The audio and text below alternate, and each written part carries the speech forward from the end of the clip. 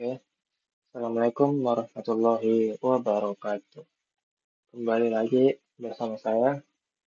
Baik, kali ini saya akan menjelaskan beberapa fitur Figma lagi yang teman-teman mungkin bisa pelajari.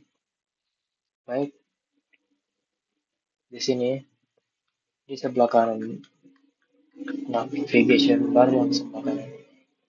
Jika teman-teman klik di bagian sini, di bagian titik 3 ini yang sebelah kanan, itu akan muncul union, subtract, intersect, exclude, flatten. Nah, di sini saya akan menjelaskan tentang penggunaan 5 ini, teman-teman. Baik, langsung saja. Yang pertama itu ada union.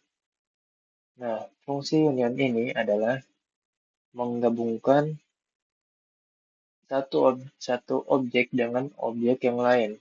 Jadi, contohnya itu seperti ini. Contoh di sini, kita punya rectangle. Nah, rectangle ini kita akan gabungkan dengan rectangle kedua ini. Kan? Nah, sedangkan untuk hierarkinya, kalau seperti ini, itu rectangle yang ini berada di atas, sedangkan rectangle yang ini ada di bawah.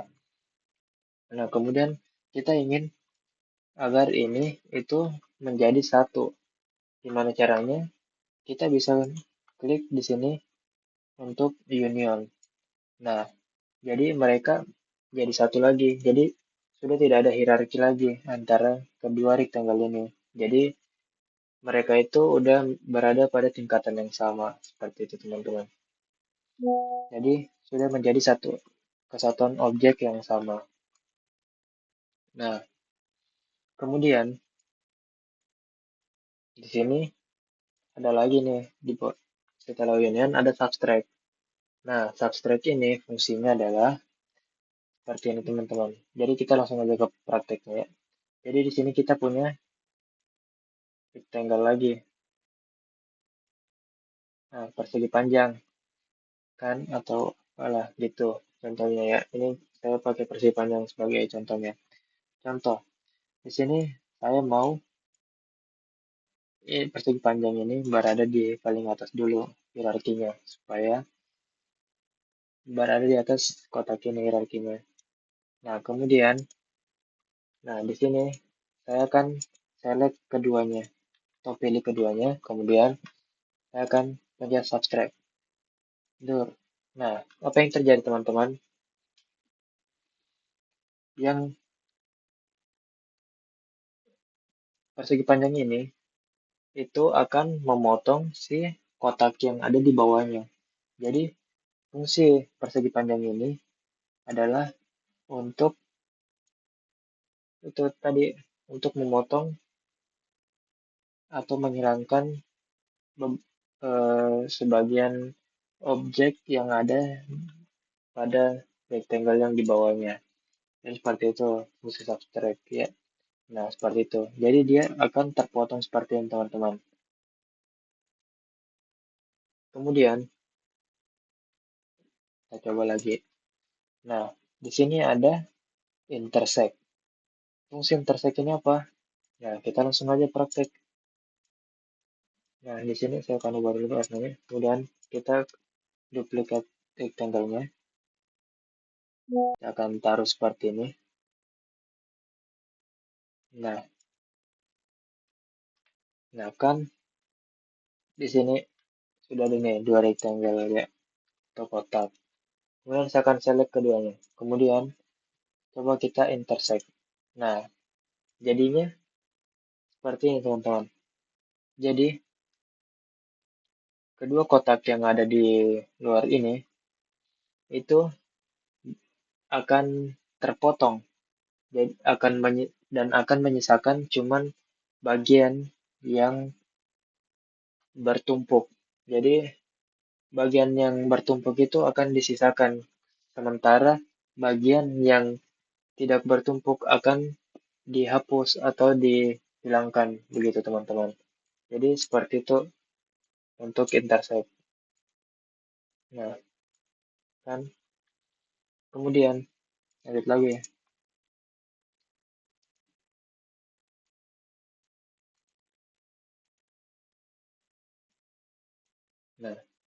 Di sini kita ada exclude.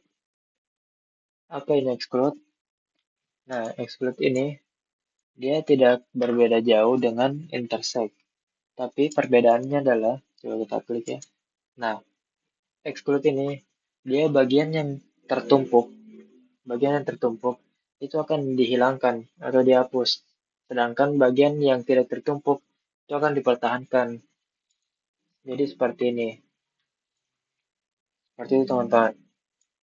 Sampai sini mungkin teman-teman sudah paham ya. Jadi kita lanjut lagi ke bawahnya.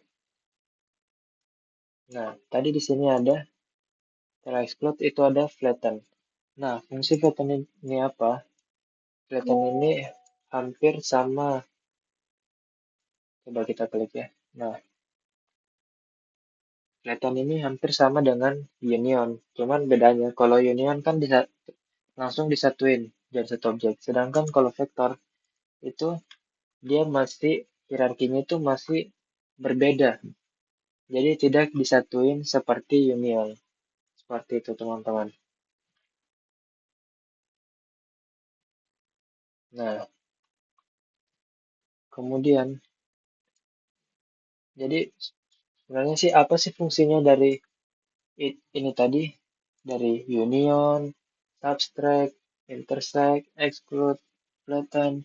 Jadi fungsinya itu biasanya ketika kita ingin membuat, terutama itu paling sering digunakan ketika ingin membuat ilustrasi atau grafik desain atau ya semacam itulah.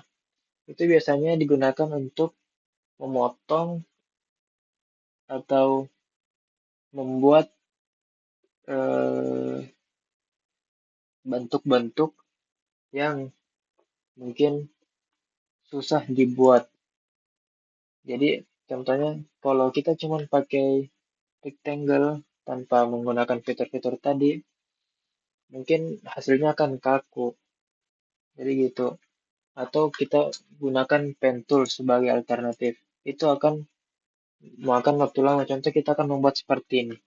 Itu akan lumayan menghabiskan waktu ya teman-teman seperti ini. Jadi kita harus membuat seperti ini dulu. Tuh. Terus kita fill, terus dihilangin. Nah, itu akan memakan waktu lama. Seperti itu teman-teman. Nah, kemudian tadi di sini juga ada masking samping ini ya, union ini. Nah, masking ini masking hampir sering banget juga digunakan oleh desainer-desainer. Kenapa masking sering digunakan? Karena biasanya, contohnya kita di sini coba kita cari dulu ya. Kita akan cari. Ini kita akan gunakan plugins dari Unsplash. Nah, kita akan cari aset dulu.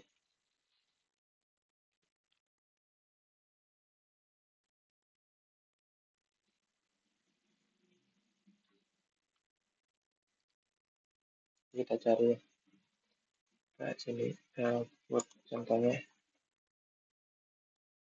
Nah,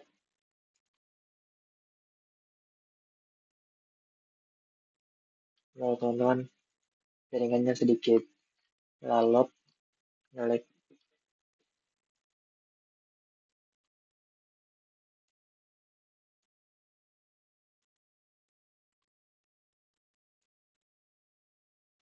Nah, seperti ini teman-teman. Nah, kan biasanya kita sebagai desainer biasa cari aset itu rupanya seperti ini.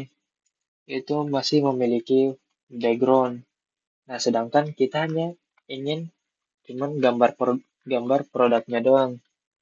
Nah, bagaimana caranya untuk kita bisa ngambil cuman bagian produk ini doang?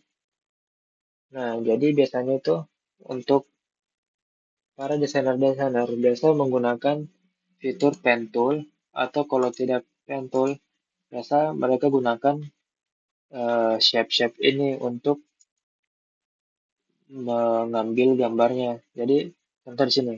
Saya akan membuat, saya akan mengambil gambar ini, teman-teman. Kemudian, saya akan menghapus backgroundnya. Jadi,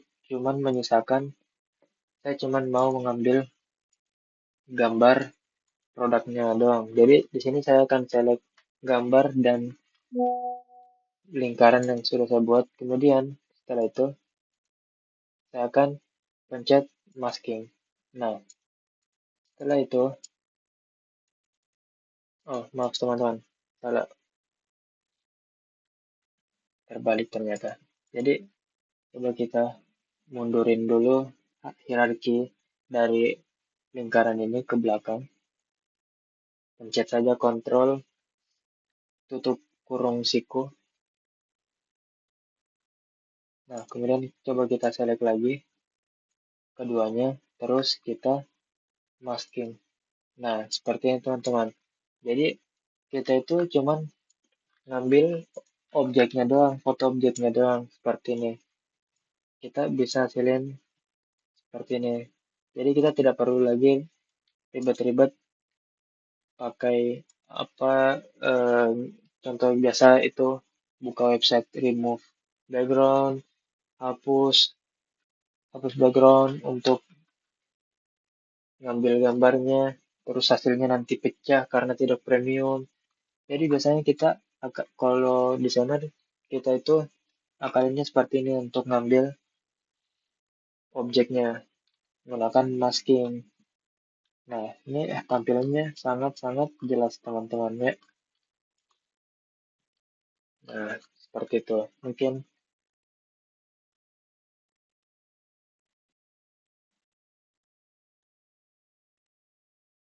Nah, mungkin seperti itu saya dulu penjelasan untuk kali ini.